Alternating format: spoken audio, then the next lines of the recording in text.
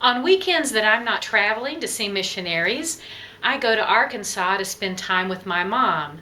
You may remember that my father passed away a couple of years ago, and my widowed mother lives alone and is homebound. So my brothers and sister and I take turns visiting so she can stay in her home.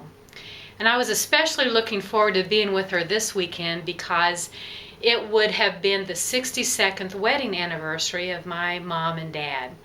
So I just wanted to be with her, and you never know how that's going to feel to a person who's widowed. And I usually go with a list, or my mom has a list for me, of things to get done while I'm there because there's so many things she can't do for herself.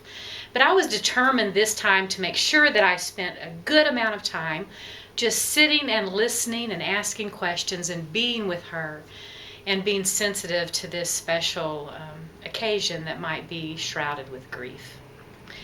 So this weekend I spent a lot of time sitting across the room from my mom and asking her questions about her life as a young woman, and here she was, this woman who had given birth to me, I've known all my life, and at 87 years old, I was discovering things about her I never knew before, about what she felt and her experiences and what she thought as a young woman. And really, in some ways, she became more of a person to me. Less mom and more real person with her own history. And it was a beautiful time of walking away and knowing that I knew my mom in ways that I never had known her before.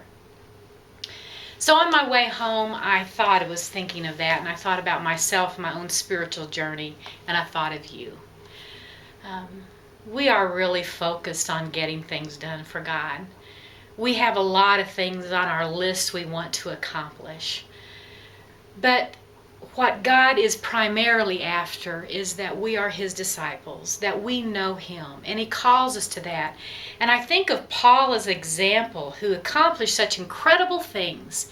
And yet, even in the latter parts of his life, he said in Philippians chapter 3, verse 10, I want to know Christ and the power of His resurrection and the fellowship of sharing in His sufferings. So it's a reminder to me, and I hope an encouragement to you. Let's not forget the basics, the foundations, and carve time in every day so that we can know God and He can know us. Be still and know that I am God. Be still and know that I am God. Be still and know that I am God. So that's my encouragement to me and hopefully to you.